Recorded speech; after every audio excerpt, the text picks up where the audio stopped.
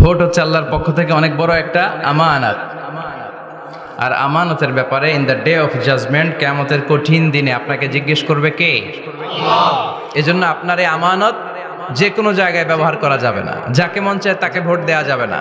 এজন্য আমার ভোট আমি দেব, যাকে খুশি তাকে দেব এমনটা না, সৎ লোক দেখে দেব, ঠিক কি না? আমার ভোট আমি দেব, ইসলাম প্রিয় লোক দেখে দেব, যারা ইসলামের পক্ষে থাকে, যারা জনগণের বন্ধু, যারা দেশের টাকা বিদেশে পাচার করে না, যারা এক কলমের খোঁচা মেরে কোটি টাকা উধাও করে দেয় না ভোট দেওয়ার সময়, ভোট চুরি করার সময়।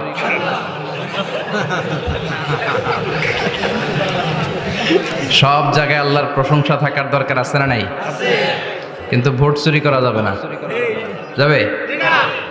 ভোট হচ্ছে আল্লাহর পক্ষ থেকে অনেক বড় একটা আমানত। আর আমানতের ব্যাপারে in the day of judgement, কিয়ামতের কঠিন দিনে আপনাকে জিজ্ঞেস করবে কে? আল্লাহ। কুল্লুকুম রাঈন ওয়া কুল্লুকুম মাসউলুন আন রাইয়াতিহি। তোমরা প্রত্যেকে দায়িত্বশীল, আর তোমাদের প্রত্যেকের দায়িত্বের ব্যাপারে জিজ্ঞেস করা হবে। চিৎকার করে বলেন ঠিক কি না? এজন্য আমার ভোট আমি দেব, যাকে খুশি তাকে দেব এমনটা না, সৎ লোক দেখে দেব, ঠিক কি না? আমার ভোট আমি দেব, ইসলাম প্রিয় লোক দেখে দেব,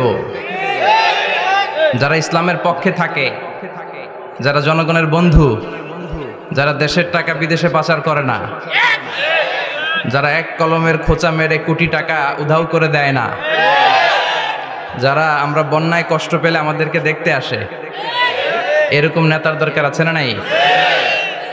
আবার নেতা ভুল করলেও নেতাকে শুধরে দিতে হয়, ঠিক কি না? ইমাম সাহেব যদি মসজিদে নামাজ পড়াতে যে ভুল করে, পিছন থেকে শুধরে দিতে হয় না? ইমাম সাহেব নামাজ শুরু করেছেন ওয়াদ-দুহা ওয়াল-লাইলি ইযা সাজা মা ওয়াদ্দাআকা রাব্বুকা ওয়া মা ক্বালা, এরপরে ভুলে গেছে, আর বের হয় না। এরকম হয় না? বিষ্ণু ঈসা ইসলামেরও হতো, সাহাবাদেরও হতো, ভুলে গিয়েছে, বের হয় না, তখন পেছন থেকে শুধরে দিতে হয়। তবে আগে সুযোগ দিবেন, তাকে আপনি চান্স দিবেন, তিনি আবার রিপিট করবে, রিপিট করে সূরাটাকে বের করে আনতে পারে কিনা ট্রাই করবে। 2-3 বার ট্রাই করার পরেও যদি না পারে, পিছন থেকে ঠিক করে দেওয়ার দরকার আছে না নাই? কিন্তু অনেকে আবার পিছনে উৎ পেতে বসে থাকে যে ইমাম ভুল করে কোন জায়গায়। তারাবির নামাজে আমাদের দেশে এই ঝামেলা আছে না নাই? এক হাফেজ সাহেব নামাজ পড়ে, আর এক হাফেজ সাহেব পিছন থেকে কোথায় ভুল হয় একটু দেখি। এই নিয়তে যদি আপনি হেফজ করেন, আপনার দিনও শেষ, দুনিয়াও শেষ, আখিরাতটাও বরবাদ। জোরে বলেন ঠিক কিনা? ভুল হতেই পারে, মানুষ ভুলের ঊর্ধ্বে নয়। কুল্লুকুম খাত্তা, তোমরা সবাই ভুল করো। ওয়া খায়রুল খাত্তাইনা তাওয়াবুন, আর এই ভুলকারীদের মধ্যে আল্লাহর কাছে শ্রেষ্ঠ ভুলকারী যে লোক ভুল করার পরে তওবা করে। কার কাছে? আল্লাহর কাছে। আল্লাহর কাজই তওবা কবুল করা। গাফিরিয যামবি ওয়া কাবিলিত তাওব। আমরা ভুল করব, শয়তান ওয়াসওয়াসা দিবে, আর আল্লাহ মাফ করবে, ঠিক কি না? কি আল্লাহ আমরা পাইছি, উনি মাফ করার জন্য বসে থাকে 24/7, সপ্তাহের 7 দিন, মাসের 30 দিন, দিনের 24 ঘন্টা তিনি বসে থাকেন। কখন আমার বান্দা চোখের পানি ছেড়ে আমার কাছে ক্ষমা চায়, আর আমি আল্লাহ ক্ষমা করে দেব। শয়তান আল্লাহকে চ্যালেঞ্জ দিয়েছিল, আল্লাহ আপনি তো জান্নাতে ঢোকাতে পারবেন না, এতগুলো জান্নাত কেন বানালেন? জাহান্নাম আরো বেশি হলে ভালো হতো। আল্লাহ বললেন কেন? শয়তান বলে, আল্লাহ এই সবগুলারে আমি ওয়াসওয়াসা দিয়ে, মুনাফিক বানিয়ে, নাস্তিক বানিয়ে জাহান্নামে ঢুকাবো। আমি চ্যালেঞ্জ দিলাম, ডান দিক থেকে ধোকা দেব, বা থেকে, সামনে থেকে, পেছন থেকে, নিচ থেকে, রগের শিরা উপশিরায় ঢুকে, মাজরাত দাম যেখান দিয়ে রক্ত চলাচল করে, ওখানে ঢুকেও আমি ধোকা দেব। আপনি জান্নাতে ঢুকাবেন কেনমে? আল্লাহ বললেন তুমি আমারও চ্যালেঞ্জ দাও, এত বড় সাহস? আমি তো সব রাজার বড় রাজা, মহারাজা। চিৎকার করে বলেন ঠিক কিনা? মহারাজার সাথে চ্যালেঞ্জ দেয়া যায় না। তুমি আমাকে চ্যালেঞ্জ দাও, ওকে ডান, আই টেক ইউর চ্যালেঞ্জ। আমিও তোমার চ্যালেঞ্জ নিলাম। তুমি আজীবন ধোকা দিবা, আজীবন তুমি গোমরা করবা, বেনামাজি বানাবা, জালিম বানাবা। কিন্তু আমার বান্দা কোনো তাফসীরুল কোরআনের মাহফিলে এসে, কোন এক ওয়াক্তের নামাজে মসজিদে ঢুকে, অথবা মাঝরাতে ঘুম ভেঙে গেলে তাহাজ্জুদের জায়নামাজে চোখের পানি ছেড়ে যখন ক্ষমা চাইবে আমি সব গুনাহ মাফ করে দেব, তুই কি করবি? চিৎকার করে পড়েন আল্লাহু আকবার। এজন্য ভুল নাই এমন কোনো মানুষ নাই, ভুল হয়নি শুধু নবীদের, এজন্য তারা মাসুম। আহলুস সুন্নাহ ওয়াল জামাআর ইতিকাদ হচ্ছে নবীদের কোনো ভুল নাই, ঠিক কি না? ছোটখাটো যে ব্যাপারগুলো ঘটেছিল সেগুলো আল্লাহ অবশিষ্ট থাকতে দেননি, সেগুলোকে আল্লাহ ঠিক করে দিয়েছেন। চিৎকার করে পড়েন সুবহানাল্লাহ।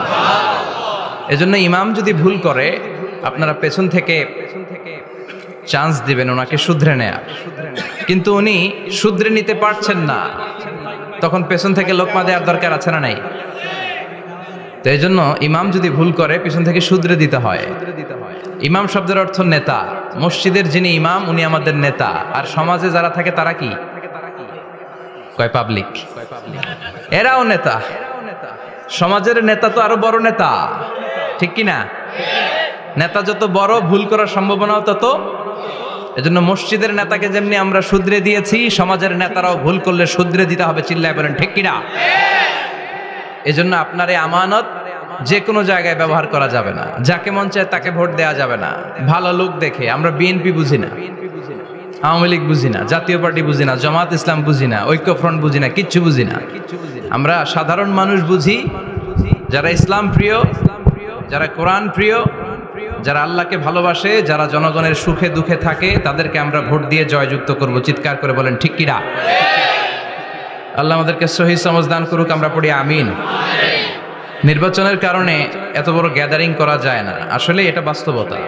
কোত্থেকে কি হয়ে যায়, এজন্য অনেক জায়গায় অনুমতিও দিতে চায় না। আবার অনেক জায়গার জনপ্রতিনিধিদের আবার অ্যালার্জি আছে, এরা মাহফিলের নাম শুনলেই অ্যালার্জি শুরু হয়ে যায়, আছে না নাই?